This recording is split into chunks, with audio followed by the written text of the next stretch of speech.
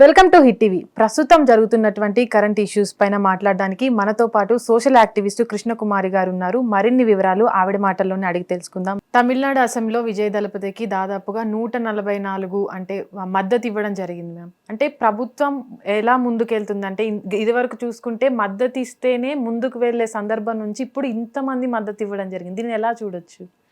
ఇది ఒక మంచి పరిణామం. ఏఐఏడిఎంకేలో చీలికొచ్చి వాళ్ళల్లో కొంతమంది విజయ్కి మద్దతు పలికారు. దాంతో మొన్న బొటాబొటీగా ఉన్న 120 మందితోటి ఉన్న అంటే అతని బలం ఏదైతే ఉందో ఇవాళ 144కి పెరిగింది. అంటే ఒక 24 మంది ఏఐఏడిఎంకే నుంచి వచ్చారు. సరే, ఈరోజు చాలా విజయ్కి మట్టుకు చాలా మంచి విషయం జరిగిందని చెప్పుకోవచ్చు. అయితే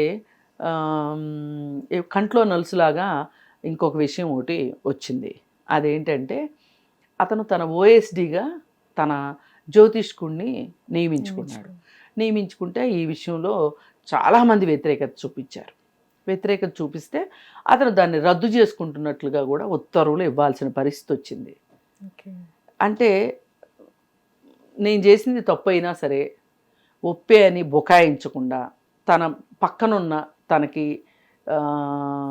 బాసటగా నిలిచిన పార్టీల నుంచి ఒక అభిప్రాయం వస్తే దాన్ని ఇతను చాలా వినయంగా తీసుకుని తన నిర్ణయాన్ని వెనక్కి తీసుకున్నాడు.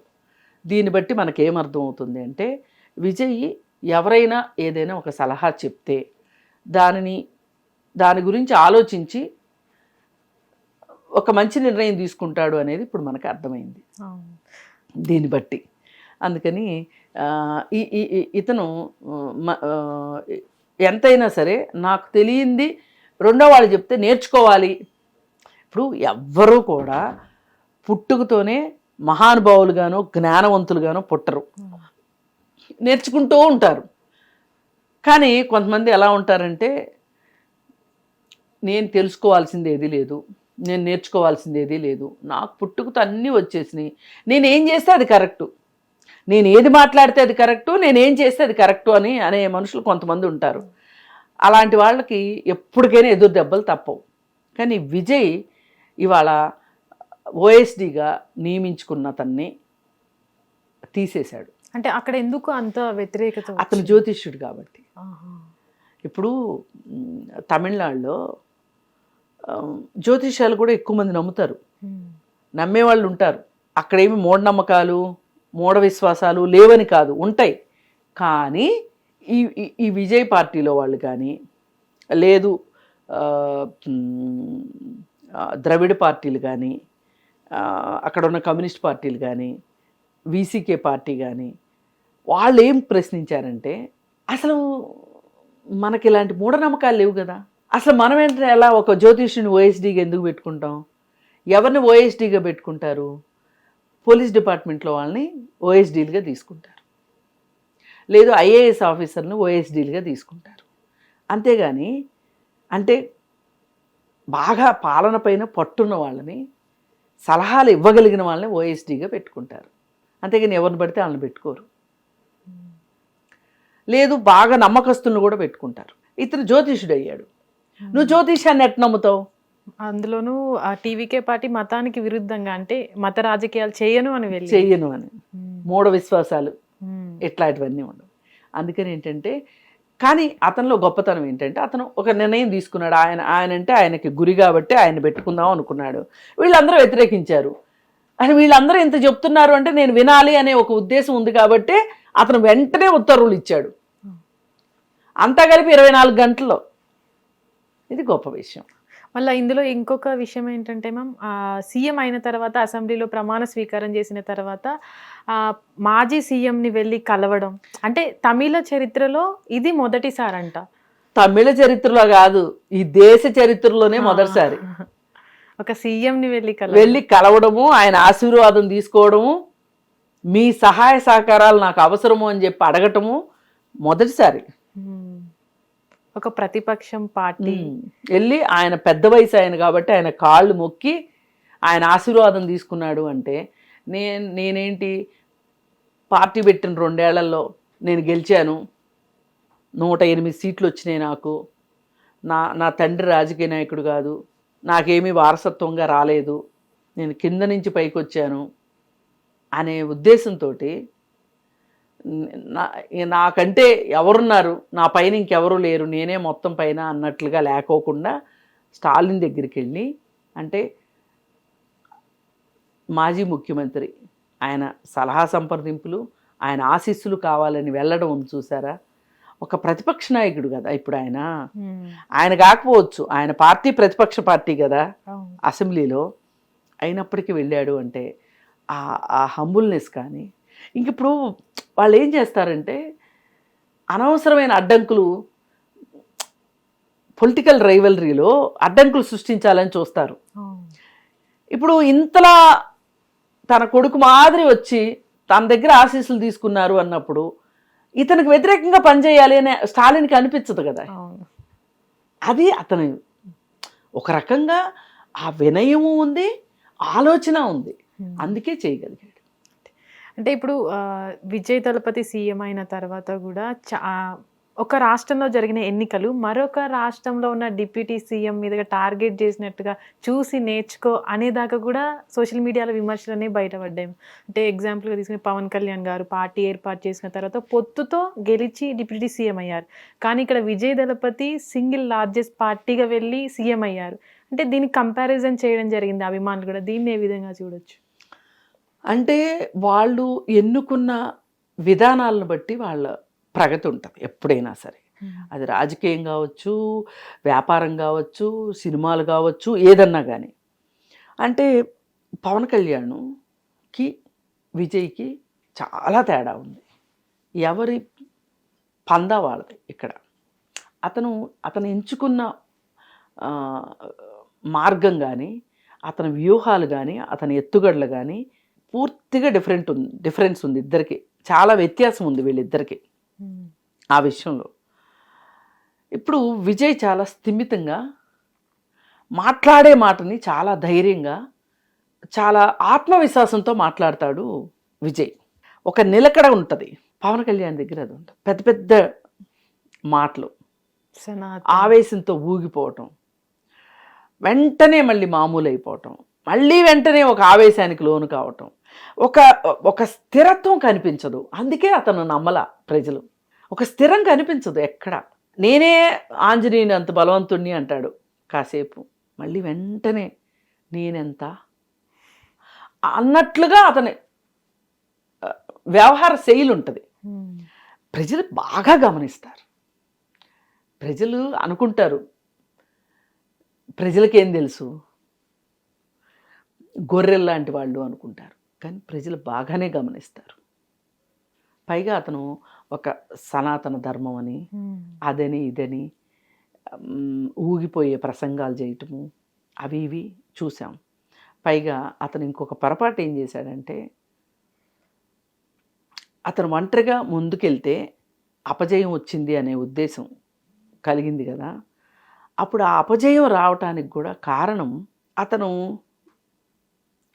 ఒక వినూత్నమైన ఆలోచన చేయకపోవటం కానీ, ఒక విలక్షణమైన ప్రసంగాలు చేయలేకపోవటం కూడా కారణం. ఏదో రొడ్డగొట్టుడు ప్రసంగాలు చేయటం. అతన్ని నమ్మల. ఒంటరిగా పోటీ చేస్తే సీట్లు రాలేదు కదా, 2 చోట్ల పోటీ చేస్తే 2 చోట్ల ఓడిపోయాడు కదా. ఆయన నమ్మలేదు. అభిమానులు ఓటేస్తారు అనుకున్నాడు.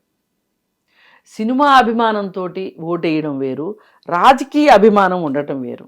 ఈ సినిమా అభిమానాన్ని రాజకీయ అభిమానంలోకి మార్చలేకపోయాడు పవన్ కళ్యాణ్. కానీ విజయ్ మార్చగలిగాడు. అది అతను చేసింది.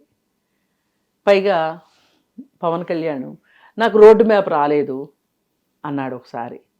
అది చాలా డ్యామేజింగ్ డైలాగు. అంటే ఎవరో నీకు ప్లాన్ ఇస్తే, ఎవరో నీకు రోడ్డు మ్యాప్ ఇస్తే నువ్వు పాటిస్తావా? ఇది చాలా చాలా డ్యామేజ్ అయింది అతనికి. అలాంటి వాళ్ళు విమర్శించడానికి ఒక పెద్ద ఆయుధం దొరికింది.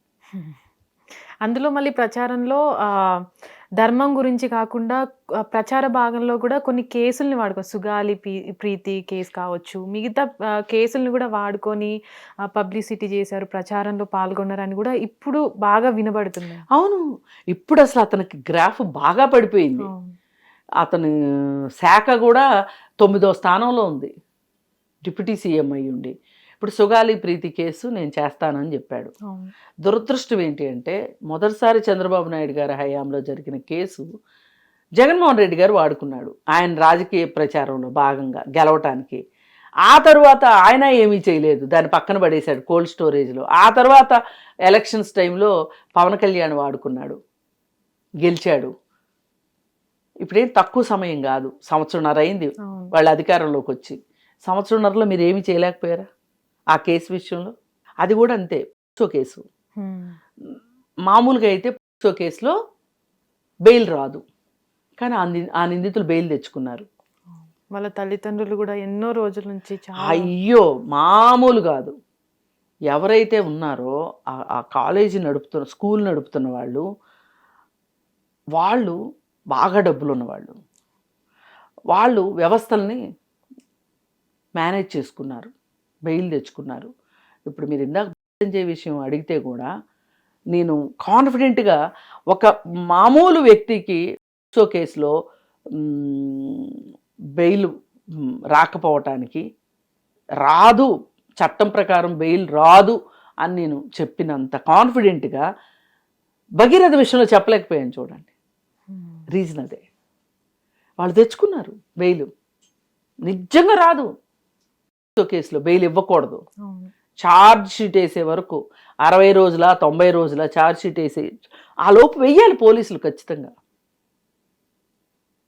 అందుకని ఏంటంటే కేసులను వాడుకోవటానికి, అధికారంలోకి రావటానికి వాడుకుని అధికారంలోకి వచ్చిన తర్వాత వదిలేశాడు కాబట్టి, ఆయన సినిమా యాక్టర్ ఈయన సినిమా యాక్టరే కాబట్టి వాళ్ళిద్దరి మధ్యలో అంత కంపారిజన్ వచ్చింది, అంత పోల్చారు. నిజానికి నా ఉద్దేశంలో అయితే పోల్చడం కరెక్ట్ కాదు. ఏ వ్యక్తికి ఆ వ్యక్తి విలక్షణమైన వ్యక్తులు, ఎవరికి వాళ్ళు ఇండివిజువల్స్, వాళ్ళదైన వ్యూహాలు ఉంటాయి, వాళ్ళదైన వ్యవహారాలు ఉంటాయి, వాళ్ళు నమ్మే పార్టీలు ఉంటాయి. అందుకని కలపకూడదు. కానీ దురదృష్టవశాత్తు వాళ్ళిద్దరి ప్రొఫెషన్స్ ఒకటి అయ్యేసరికి అభిమానులు కూడా అదే రీతిలో ఉంటారు. అభిమానం, పిచ్చి అభిమానం కూడా. విజయ్కి తమిళనాడులో అదే అభిమానం ఉంటుంది, ఇక్కడ పవన్ కళ్యాణ్కి కూడా 2 తెలుగు రాష్ట్రాల్లో అదే విధంగా ఉంటుంది. అది ఇక్కడ. కానీ మీరు ఒకటి గమనించాలి, విజయ్ అభిమానులు బాధ్యతారాహిత్యంగా కామెంట్లు పెట్టరు సోషల్ మీడియాలో. వీళ్ళు ఇప్పుడు ఈ వీడియో కింద ఎన్ని వస్తాయో తెలుసా? నేనైతే అసలు పవన్ కళ్యాణ్ వీడియో కింద కామెంట్లే చదవను. ఎందుకంటే ఇంకెవరైనా ఇంకే వీడియోల కిందన్నా అయితే కామెంట్లు చూస్తా. ఎందుకంటే ఏమన్నా మనం కూడా పొరపాటు మాట్లాడచ్చు ఒక్కోసారి పొరపాటున. నేను ఒకసారి ఒకళ్ళ పేరు చెప్పపోయి ఒకళ్ళ పేరు చెప్పాను.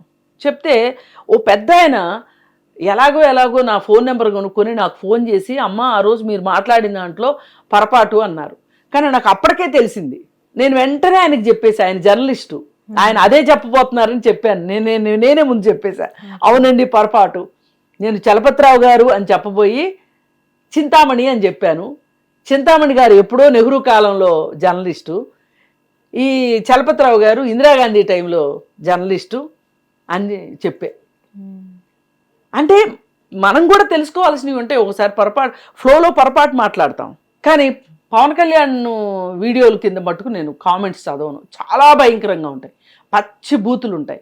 కానీ అలాంటి యంత్రాంగం అయితే మటుకు విజయ్ దగ్గర లేదు. అంటే ఎందుకని మ్యామ్ ఇక్కడున్న పవన్ కళ్యాణ్ అభిమానులు అలాంటి కామెంట్స్ పెట్టడానికి రీజన్ ఏంటంటారు? వీళ్ళే పెంచి పోషిస్తారు ఎంతో కొంత.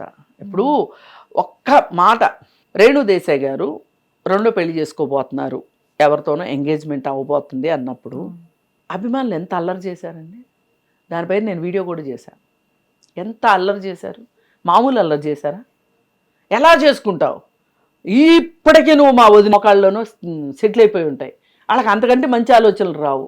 News, entertainment shows, movies, digital magazines తో పాటు మీ జిల్లా వార్తలను కూడా ఫ్రీగా చూడొచ్చు. ఇంకెందుకు ఆలస్యం, వెంటనే హిట్ టీవీ యాప్ ని డౌన్లోడ్ చేసుకుని ఫ్రీగా ఎంటర్టైన్మెంట్ పొందండి. Hit TV app. Hit TV app. Please download hit TV app. Hit TV app ని ఫ్రీగా డౌన్లోడ్ చేసుకుని ఎంజాయ్ చేయండి. మీకు నచ్చిన ఎంటర్టైన్మెంట్ కోసం హిట్ టీవీ యాప్ ని ఫ్రీగా డౌన్లోడ్ చేసుకుని ఎంజాయ్ చేయండి. హిట్ టీవీ యాప్ ని డౌన్లోడ్ చేసుకుని ఆస్వాదించండి, ఆశీర్వదించండి. ఇంతమంది సెలబ్రిటీలు హిట్ టీవీ యాప్ ని డౌన్లోడ్ చేసుకోండి అని చెప్తున్నారంటే ఎంత మంచి యాప్ ఆలోచించండి. అమెరికా అమెరికా అమెరికా అమెరికాలో చదవాలనుకునే వాళ్ళకి విశ్వసనీయమైన పేరు మన శౌర్య కన్సల్టెన్సీ. UK లో 1 year masters. UK లో 1 year masters. 2 years work permit up to 5 years visa. Contact Saurya Consultancy. Contact 89851 89851.